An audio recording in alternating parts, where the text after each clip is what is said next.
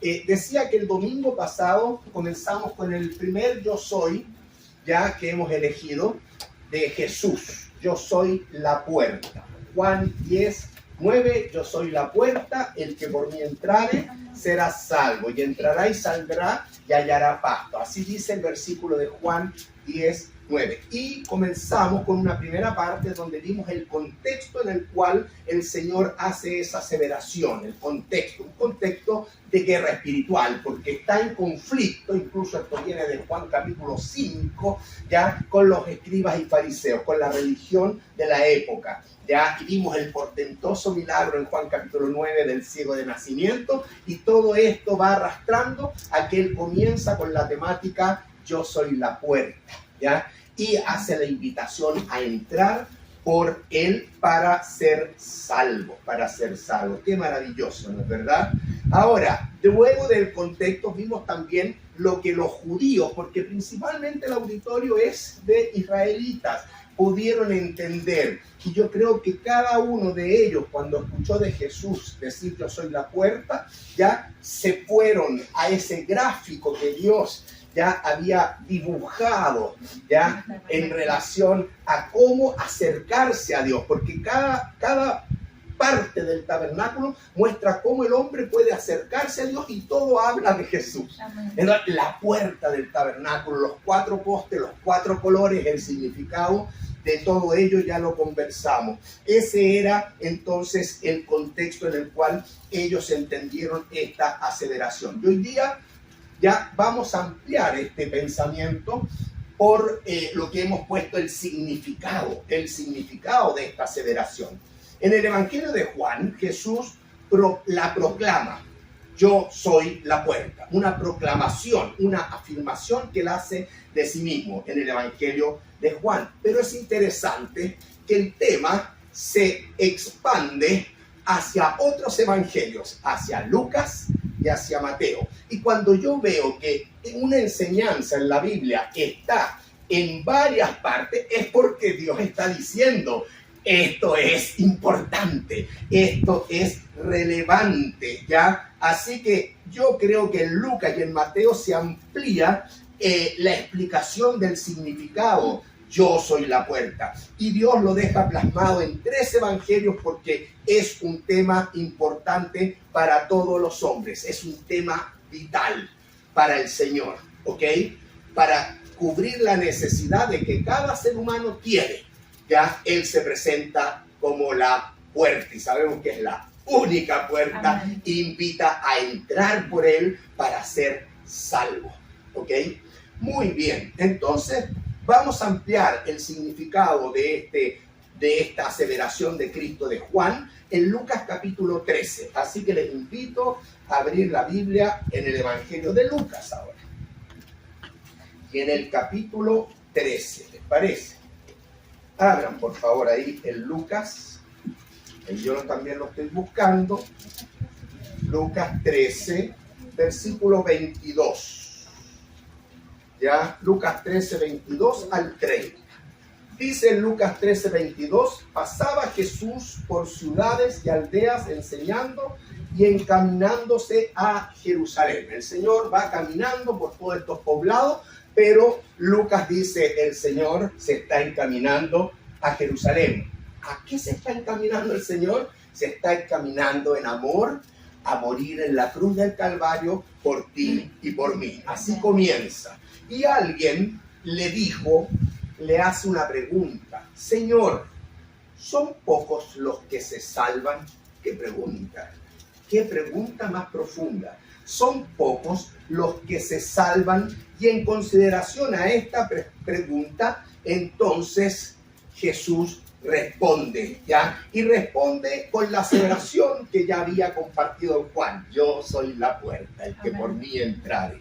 Entonces dice en el versículo 24, esforzaos a entrar por la puerta angosta. Y usted siga leyendo el versículo. Versículo 24, esforzaos. Interesante esta palabra esforzaos. ¿Ya? Esta palabra en el hebreo es mucho más fuerte que en castellano el esforzado.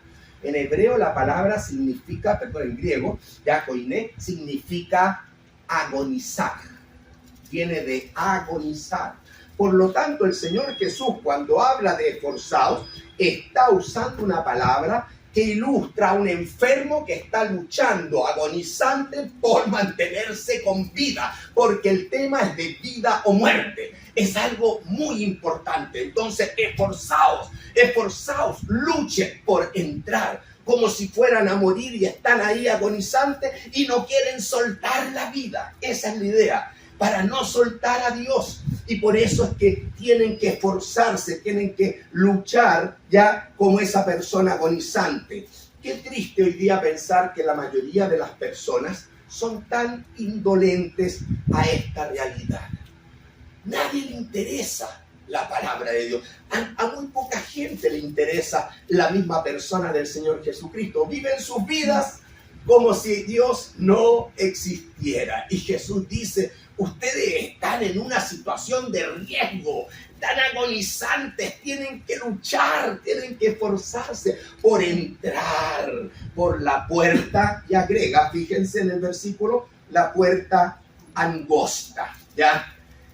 Jesús no está diciendo, miren, consideren esta situación. Jesús no está diciendo ni siquiera preocúpense de entrar. No, está diciendo, agonicen por entrar. ¿Entendieron el significado? Hermano, es algo serio, ¿ya? Y el Señor entonces dice que hay que esforzarse, luchar por entrar por la puerta.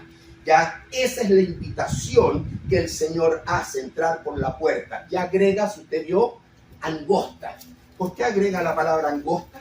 Porque esa palabra ya es la primera palabra con la cual Jesús responde la pregunta de la persona que le hizo. ¿Ya? ¿Cuál era la pregunta? ¿Quién la lee? Son pocos los que se salven.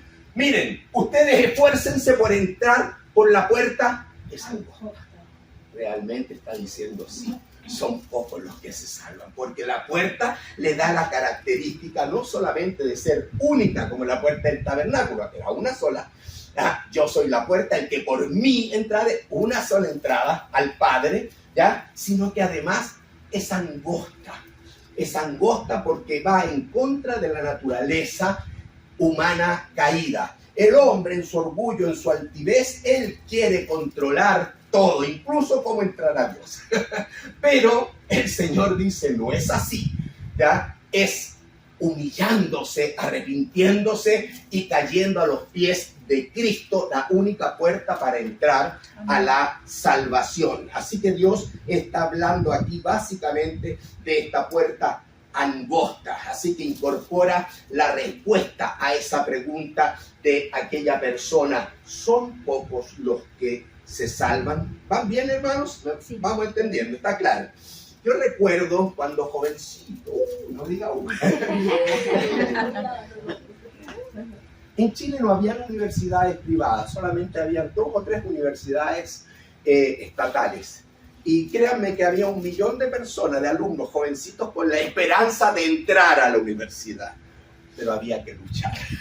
Había que luchar a través de una prueba que te daba el pase para entrar. Y del millón entraban 100, por así decir. Entonces era una lucha encarnizada para lograr tener futuro, una profesión, ¿ya? De la misma, con el mismo ímpetu. Yo recuerdo de esos años de Jesús, más aún dice que hay que entrar por la puerta. Hay que preocuparse de entrar con todo para que podamos tener salvación, ¿ya? En el versículo 24, sigo leyendo, esforzados, quedó claro, a entrar por la puerta angosta, porque os digo que muchos procurarán entrar y no podrán.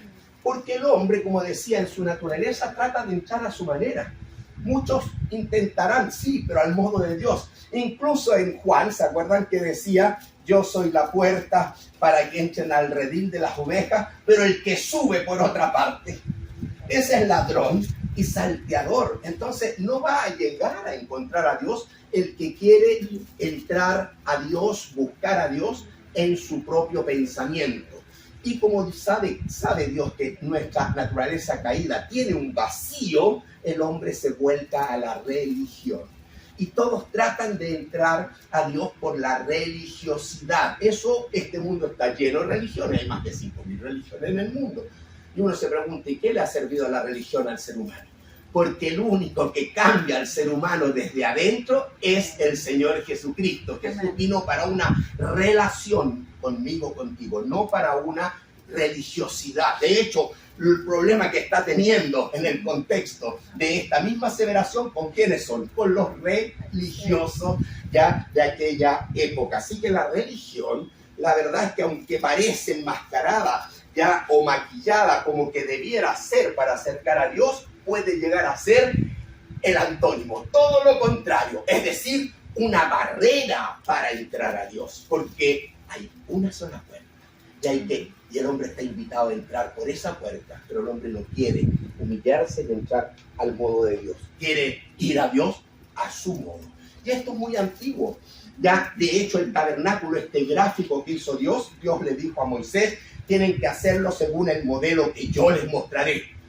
No se puede hacer, el tabernáculo no se podía hacer al modo humano, tenía que ser. Y todo es bajo la dirección del Dios soberano, del Dios todopoderoso. El hombre es su criatura, se tiene que adaptar. Esa es la palabra que le cuesta al hombre, adaptarse a el diseño de Dios, al modo de Dios. No, yo quiero mi modo, a mi manera, cantan por ahí algunos, ¿no es verdad? No, es al modo de Dios. Y eso queda claramente enseñado también en esta aceleración, ¿ya? Muchos van a tratar de entrar, pero por sus propios medios, en su propia forma, y no podrán. Después que el padre de familia, ¿ya?, se haya levantado y cerrado la puerta. El versículo 25 comienza con un después. ¿Después de qué, me pregunto?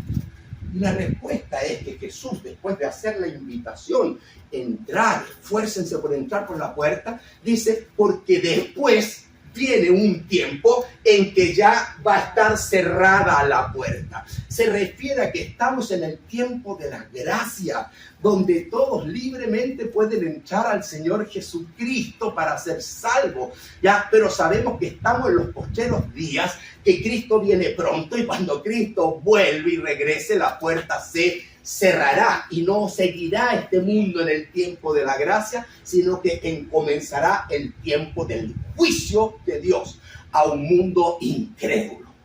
Tiempo de juicio. Eso significa cerrar la puerta. Después que el padre de familia, que es el Señor, se levante y cierre la puerta. Haya cerrado la puerta. Y aquí, hermanos, es interesante porque claramente, ya, cuando me habla de cerrar la puerta, yo inmediatamente me voy a un pasaje del Antiguo Testamento.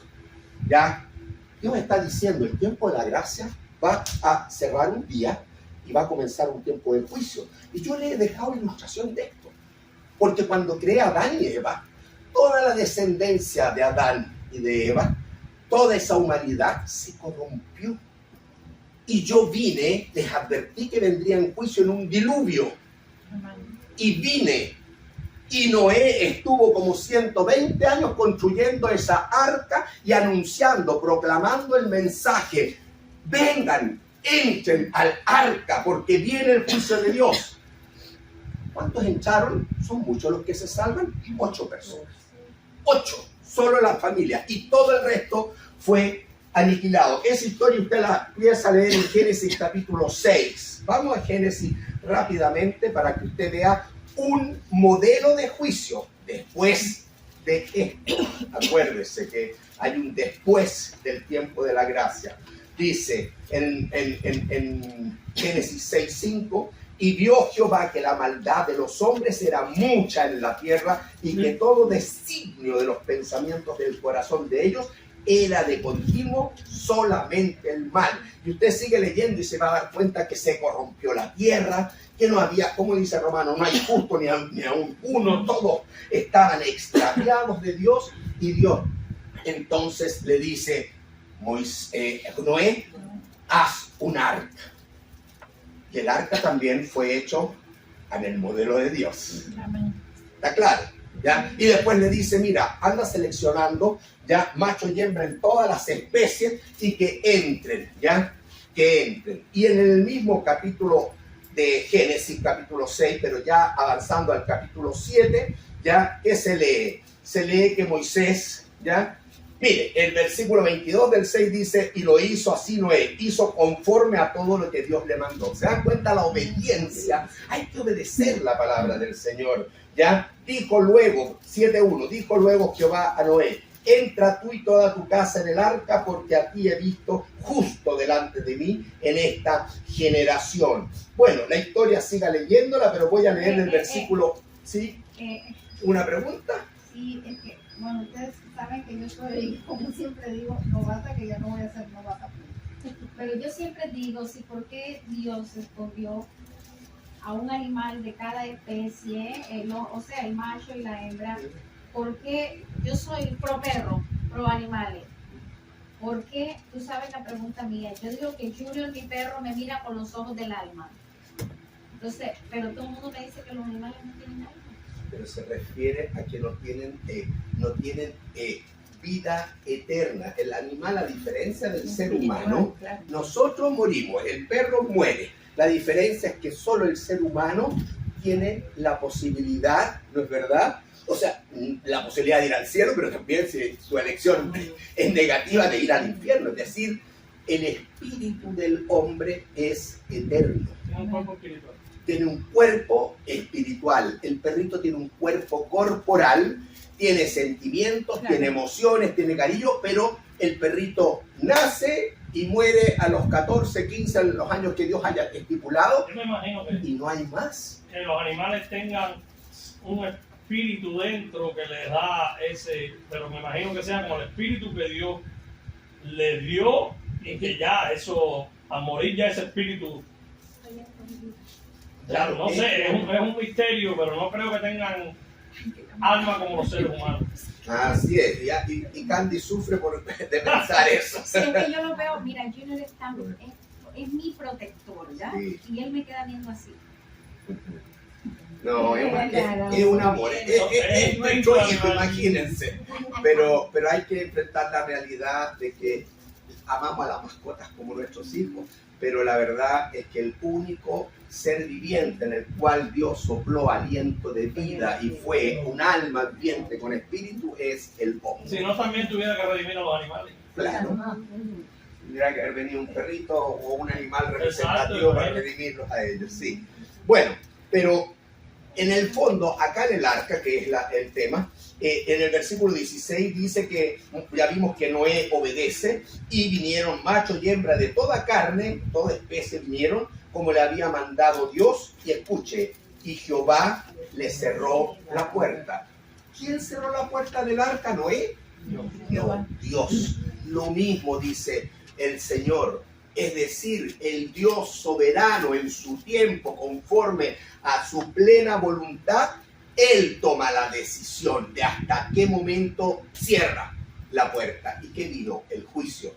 Vino el juicio. Usted sigue leyendo ahí el versículo 21 o el versículo 22, ¿ya? Todo lo que tenía aliento, espíritu de vida en sus narices, todo lo que había en la tierra, murió, dice. Así fue destruido todo ser que vivía sobre la faz de la tierra, desde el hombre hasta la bestia, reptiles, aves, o sea, fueron raídos de la tierra y quedó solamente Noé y los que con él estaban en el arca. ¿Cuántos se salvaron? Solamente la familia de Noé, 8 personas.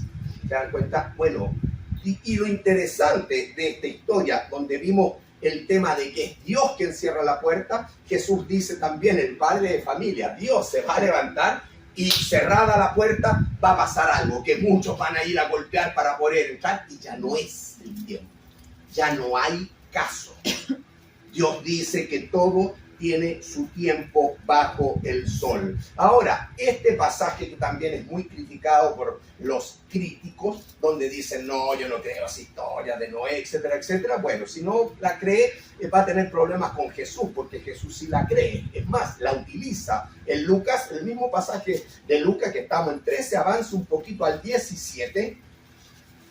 Y Jesús compara la segunda venida, su segunda venida, lo compara con los tiempos de Noé. Es decir, la misma característica que Dios vio en la humanidad en la época de Noé va a ser más o menos similar antes de la venida de Cristo. ¿Cuál era la característica en los días de Noé? Maldad, violencia, delincuencia, corrupción. Es decir, el hombre no quería nada con Dios, se había pero enceguecido y corrompido en la más absoluta pobreza espiritual. Esa es la realidad. Y Jesús dice, capítulo 17, versículo 26, como en los días de Noé, así también será en los días del Hijo del Hombre. Así estará el ambiente en la humanidad cuando venga el Hijo del Hombre. ¿Qué pasó con Noé? Vino después el juicio. Lo mismo cuando venga el Hijo del Hombre, vendrá el juicio en este mundo. ¿Qué hacían? Comían, bebían, fiesta, casamiento, hasta el día que entró en el arca, vino el diluvio y los destruyó a todos. ¿Ya? Corrupción, violencia, delincuencia. Pero agrega Jesús, asimismo como sucedió en los días de Lot. O sea que los dos eventos para Jesús son históricos y reales. Él valida esos eventos, tanto la época de Noé como la época de Lot y la destrucción de Sodoma y Gomorra. ¿Y qué va a pasar en el mundo? ¿Qué pasaba en la época de Lot? Era inmoralidad sexual específicamente. Todo el mundo se había volcado a pasiones desordenadas, incluso antinaturaleza, lesbianismo, homosexualismo, pedofilia, la más aberrante de esa maldad ante el Señor. Así será. ¿Qué estamos viendo hoy día? Por eso, en los días de Lot, dice, ya comían, bebían, compraban, vendían. Parece que el hombre solamente busca lo material, no buscaba lo espiritual, ya, y edificar su vida en sí mismo y no en Dios. Mas el día en que Lot salió de Sodoma, llovió del cielo fuego, azufre, los destruyó a todos. Escuche el versículo 30 y por favor subrayelo. Así será el día en que el Hijo del Hombre se manifieste. Así será, así será. Así que el Señor nos pone ejemplos de juicios pasados para decir, entra por la puerta porque va a llegar un día en que el padre de familia la va a cerrar. Y después que la cierre no hay caso, ya no hay posibilidad y va a caer el juicio de Dios. Y anda observando cómo está el ambiente en el cual vives. Porque si es parecido al de Noé, si es parecido al de Lot, pues está muy cerca la venida del Señor Jesucristo. Amén. Hermana Betty. Eso que usted está hablando, en España se acaba de aprobar la zoofilia. Mira, imagínense. Algo que Dios prohibió fuertemente, y lo vamos a ver en las clases de Levítico, justamente después de la santidad de la sangre que vimos este viernes, viene la santidad del comportamiento sexual. Y Dios condena claramente esa práctica que también era en el paganismo de aquel entonces, ya de tener relaciones sexuales con animales. A eso se refiere. Y está siendo aprobada. Piénsenla. No, y ya España es una cosa impresionante. España ya hace unos años ya aprobó la ley de pedofilia. Es decir, yo viejo ya puedo tener relaciones con menores de edad siempre que ella esté dispuesta. Que no sea una violación. Está aprobado en España. ¿Se imaginan la locura del hombre? Hermano, es triste, pero este mundo está totalmente igual y peor que la época de Noé y de Lot. Así que el Señor viene pronto. Yo creo que en esta época, disculpa que interrumpa, está Sí. peor que en esa época. Porque en esa época no existía la tecnología. Además, No existía la tecnología que existe hoy, claro. no existen tantas cosas que se hablan con respecto a eso. sí, Que hoy se ha cambiado esto por el tiempo familiar y Mano. muchas cosas más. Totalmente. por eso les digo, la corrupción ya es global, es general, ya no quiero meterme en un tema, pero sí te lo voy a decir, ya que dices que este tiempo con la tecnología, pero había algo que tuvo ese tiempo que no está aún en este tiempo. Y ese algo es que Satanás quiso hacer un híbrido entre ángeles y mujeres, para que no hubiese salvación. ¿Ya? Y eso, gracias a Dios que aquí hoy día no lo hay. Bueno, es un temazo en Génesis capítulo 6, pero algún día lo vamos a estudiar. Ese es muy interesante ese capítulo, muy interesante. Ya, de hecho estoy leyendo el último libro del pastor Enzo que se llama Los Orígenes. Pues ahí explica claramente lo que estoy diciendo, pero con mucho más profundidad. No es el tema, no me desvíen. Miren, ustedes saben que yo soy bocón, enciendo con agua y me voy por cualquier lado. Ay, Señor. Bueno, volvamos a Lucas 13. Estábamos en Lucas 13, hermano. Ahí en el versículo 25, después que el padre de familia se haya levantado y cerrado la puerta. Y ya sabemos todo lo que eso significa. Significa que se cierra un periodo, pero se abre otro. Se cierra gracia, se abre juicio. ¡Qué terrible! Y estando fuera, el que se quedó fuera de la puerta, el que no entró por la puerta, va a empezar a llamar, a golpear la puerta. Señor, Señor, ábrenos. ¿Qué va a responder el Señor? No sé de dónde sois. No les conozco. No hay ya más oportunidad. Entonces comenzaréis a decir, pero Señor, si delante de ti hemos estado, yo tenía mi práctica religiosa y Señor, acuérdate del sacrificio que hacía para ti, yo levantaba mandas para ti, yo iba y hasta me confesaba, hacía mucha liturgia. Y sucede que el Señor me va a decir ahí, os dirá, no sé de dónde soy. Versículo 27, apartaos de mí todos vosotros, hacedores de maldad.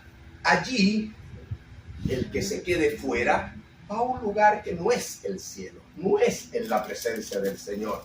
Ya va al lugar de los muertos preparados ya como antesala para la inauguración del infierno. El infierno fue creado no para el hombre, el infierno fue creado para el diablo y sus ángeles. Pero dado que el hombre, en lugar de entrar a Dios por la puerta, ha seguido viviendo conforme al príncipe de la potestad del aire, al Dios de este siglo, y ha abrazado el camino de pecadores, el camino de Satanás, pues que siga su destino eterno con Satanás y se va al infierno. ¿Ok? Eso dice claramente la palabra del Señor. Y allí, versículo 28, será el llanto y el crujir de dientes cuando veáis a Abraham, a Isaac, a Jacob, a los patriarcas y a todos los profetas, los veas en el reino de Dios y vosotros estéis excluidos. El mensaje toma una connotación hacia Israel, porque cuando me habla de los patriarcas, inmediatamente es para Israel. Y vosotros, israelitas, estéis excluidos. Ustedes creen que están en el reino, que son parte del reino, pues están muy errados, porque por la religiosidad no se entra al reino. Entrad por la puerta. Yo soy la puerta. El que por mí entrare es Jesús. Hay algo ahí, yo lo he oído varias veces, pero a veces todavía como que no lo tengo 100% claro. Está claro que la Biblia lo dice, que ahí será el lloro, el crujir de dientes, aquellos que no tuvieron la salvación por gracia.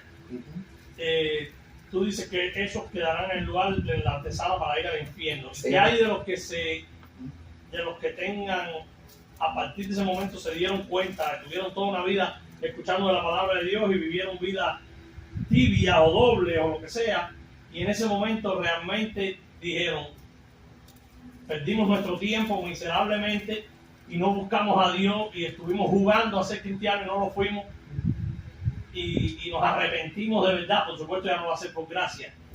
Esa parte, ¿realmente va a haber un remanente que se va a salvar, o es solamente para el pueblo de Israel? ¿O va a ser a gentiles también? Ni para Israel ni para gentiles, te lo voy a responder. Yo quise explicar que una vez muerto el incrédulo va a lo que se llama en hebreo Seol y en griego Hades.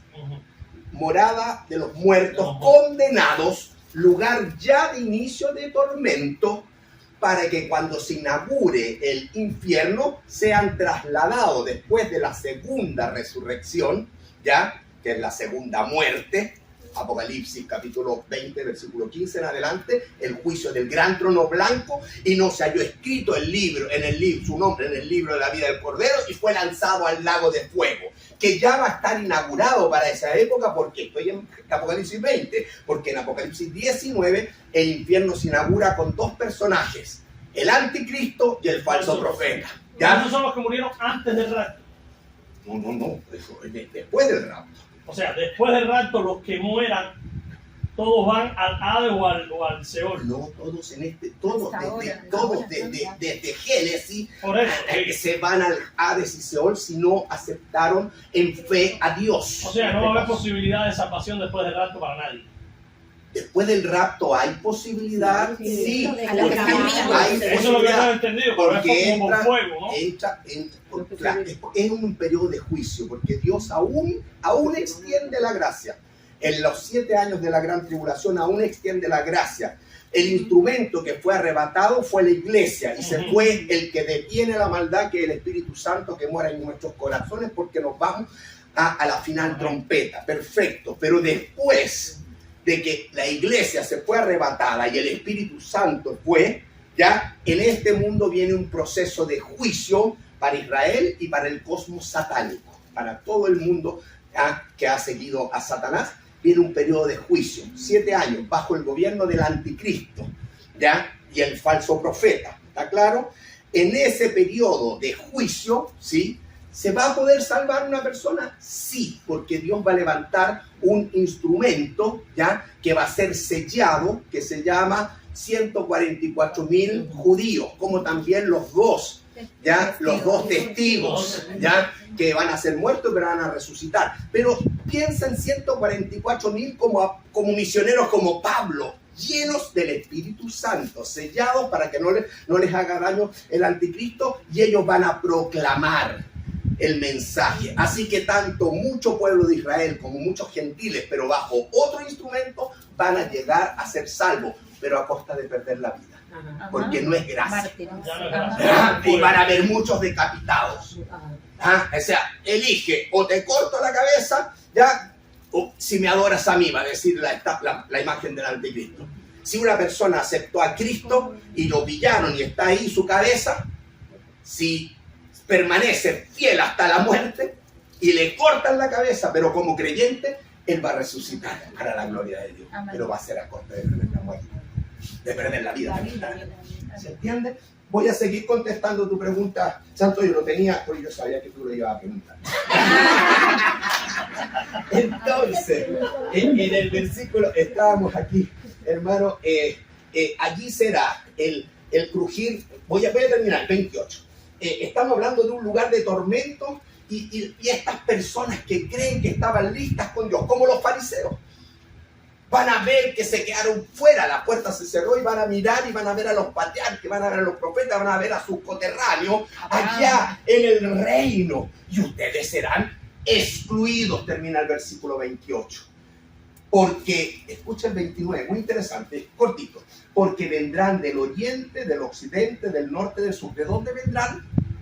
De los 4 puntos cardinales. ¿Cuántos postes tenía la puerta del tabernáculo? 4. ¿Cuántos colores? 4. Porque Dios siempre quiere que todos, no es para Israel solamente. Y vendrán gentiles, eso está diciendo ahí. Y vendrán los gentiles y se sentarán. Ustedes van a ver los allá en el reino, sentados a la mesa en el reino de Dios, y ustedes excluidos, Israel incrédulo. Eso está diciendo, es duro, ¿ya? Y esto de la cena es la cena de las bodas del Cordero, que se va a desarrollar en el milenio.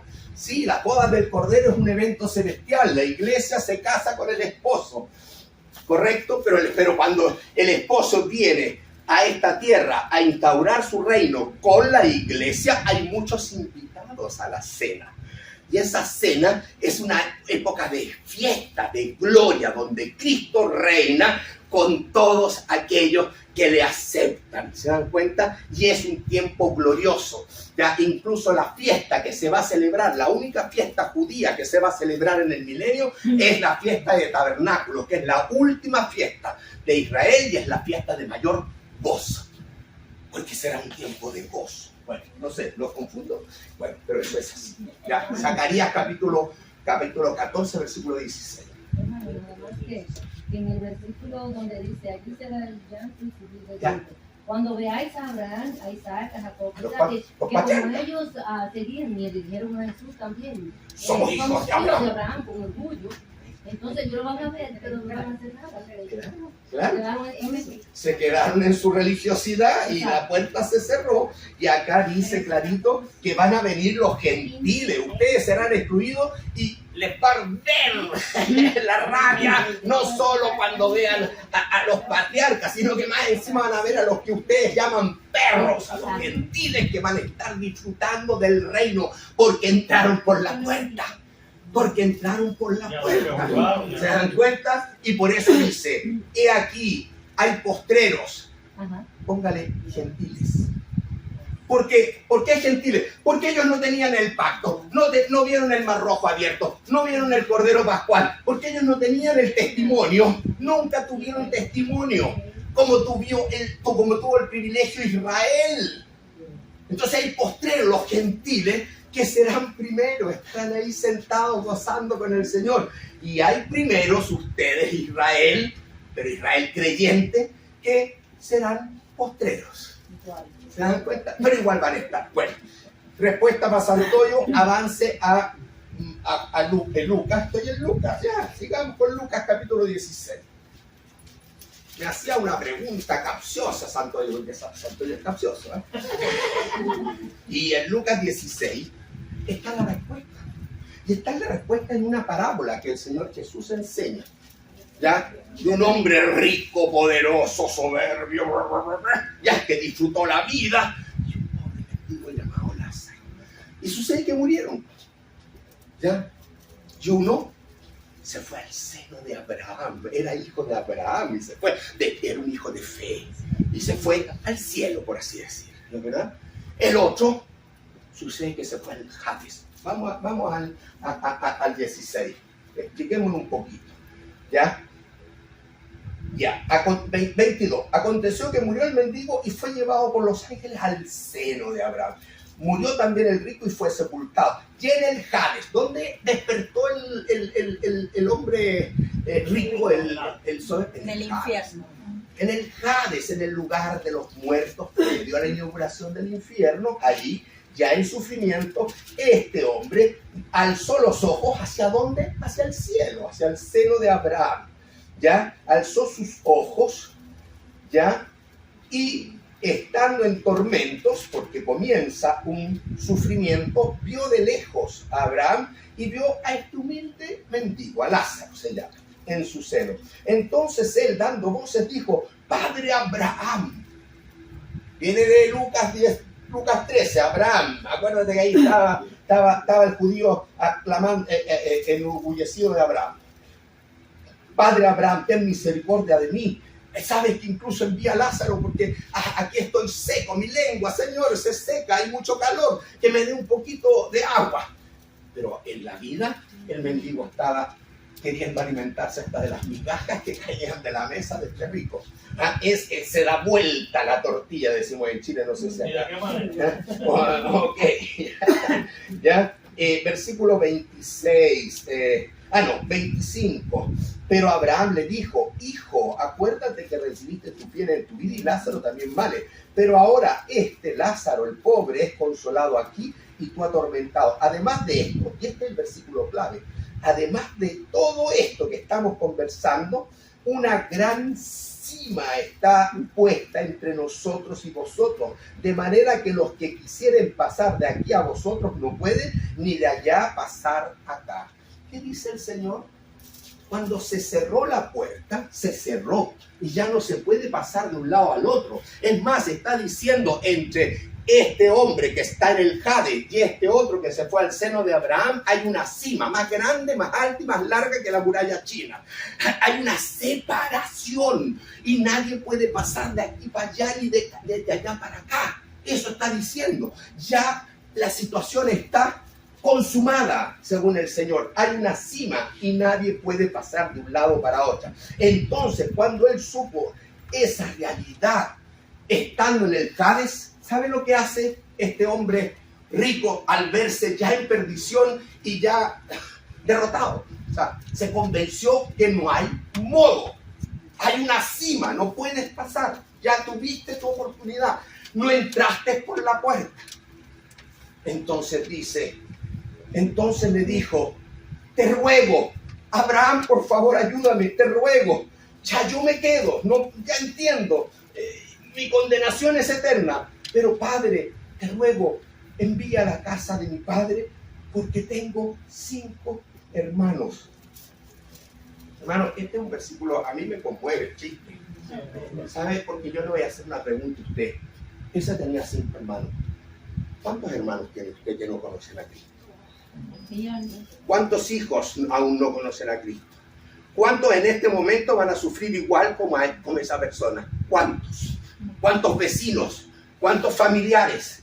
Este hombre, sufriendo esa realidad, dijo, envía a alguien, por favor, porque tengo hermanos, ¿ya? Y que no quiero que vengan ellos a este lugar de tormento. Yo quiero que ellos se salven. Envía. Abraham le dijo, a Moisés y a los profetas tienen, ¿saben qué? Que escuchen la palabra de Dios y la obedezcan. No, es que yo sé que no, ellos no están ni ahí, ellos no quieren escuchar, ellos siguen viviendo en sus pensamientos, son súper tercos, no lo van a hacer. Por favor, envía a alguien. Yo creo que si envías a alguien y ven a un resucitado o ven a un ángel, ahí ellos van a caer a ti. No, dice. El hombre no es salvo por milagro. Mira a Israel. El hombre es salvo por revelación. El hombre es salvo cuando entiende mi palabra y obedece mi palabra. Y yo les he dado mi palabra. Que escuchen y que acepten. Que entren por la puerta. Amén. Hermano, el pasaje es bravo. El pasaje es bravo. ¿Ya? Así que ahí usted sigue y termina leyéndolo. ¿Entendió? Ahí está. Bien. Me quedan 5 minutos más. Estamos con yo soy la puerta. Y estamos en la explicación, en la extensión del conocimiento de esta aseveración. En Lucas capítulo 13. Ya lo vimos. Pero también el Señor la compartió para ampliarnos la enseñanza en Mateo capítulo 7. Y Mateo capítulo 7, vaya, versículo 13. Mateo 7, 13, vaya. Ahí. Este pasaje es muy importante entender que está en medio de uno de los sermones o el sermón más largo que está relatado ahí, o sea, transcrito en la Biblia, y quizás el más maravilloso, el sermón del monte. Amén. El sermón del monte que Cristo dio en un monte frente a una multitud, ¿ya? Abarca el capítulo 5, 6 y 7 de Mateo. Ahí usted encuentra el sermón del monte. Amén. Y dentro de ese sermón tan relevante de Mateo capítulo 7, en el versículo 13, el Señor Jesús da esta enseñanza sobre la aseveración que ya ha dicho. Yo soy la puerta. El que por mí entrare será salvo. Y Jesús dice, entrad. Hermanos, la gracia del Señor está abierta, pero un día se cerrará la puerta. Amén. ¿Ya? Y usted, igual como ese rico, tiene que ir tras su familia y hablarles de la palabra del Señor. Ese es un mensaje práctico hoy día para nosotros. Y orar mucho. ¿Ya? Amén. Jesús dijo, entrad por la puerta estrecha. Nuevamente, la puerta es estrecha. Es una sola y más encima para entrar ya choca con el orgullo del hombre, porque el hombre tiene que caer a los pies, humillarse, reconocerse pecador, ver el amor de Dios consumado en la cruz y aceptarlo. Y si no hace eso, no va a entrar por la puerta. Amén. Eso es entrar por la puerta estrecha. Y dice ahí, porque ancha es la puerta. ¿Cómo es la puerta de este mundo? Es ancha. Dice que es ancha la puerta y espacioso. ¿Cómo es el camino por el cual transita la mayoría de la humanidad? Espacioso, ancho, como dice. Muy bien, ¿ya?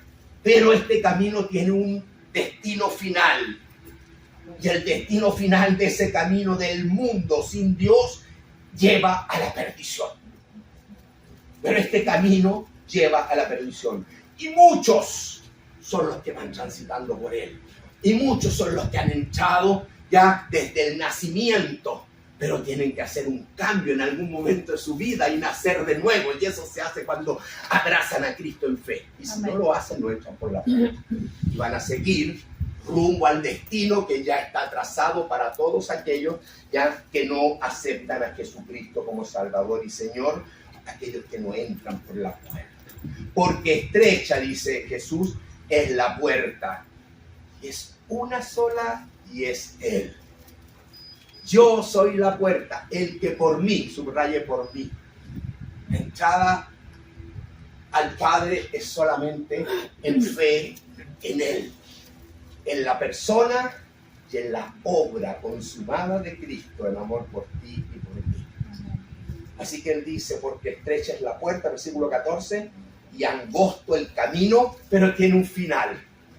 Lleva a la vida, lleva a la vida eterna, lleva a la presencia del Señor. Hermano, estamos en el camino, ya angosto porque entramos por la puerta, pero hay muchos que están por el camino ancho, que a ellos hay que llevarles el mensaje.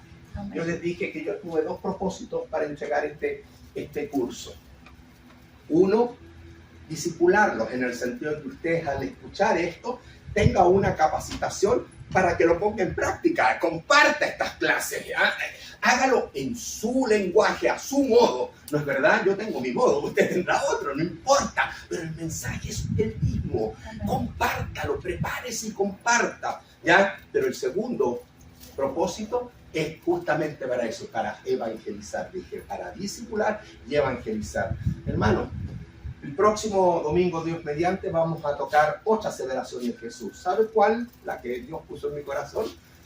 ¿Ya? Juan 14:6. Yo soy el camino, la verdad y la vida. Nadie viene al Padre sino por mí. ¿Qué significa eso? ¿Usted quiere que alguien sea salvo?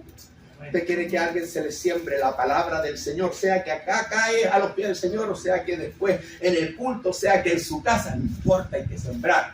Traiga invitado. Traiga alguna persona invitada para que escuche el Evangelio, porque estamos predicando Evangelio. Amén.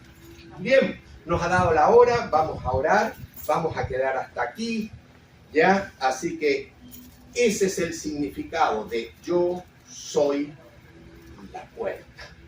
Y hay un desafío, creo, para cada uno de nosotros hoy día. Amén. Bien.